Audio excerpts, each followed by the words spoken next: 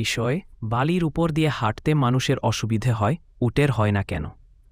মানুষই হোক আর উটেই হোক, উভয় দেখতে বহন করে তার পায়ের পাটাগুলো।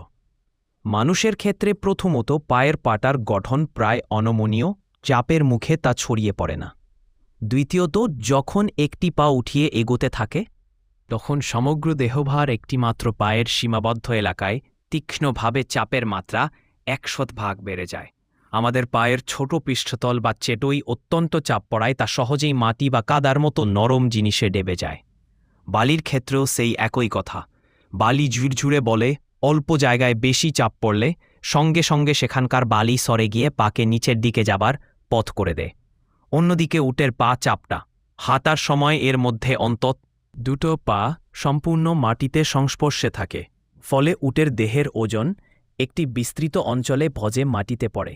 ফলে এর পায়ের নিচের চাপটা মাংসপিণ্ড পাতা থাকার কারণে চাপ খানিকটা ছড়িয়ে যায়।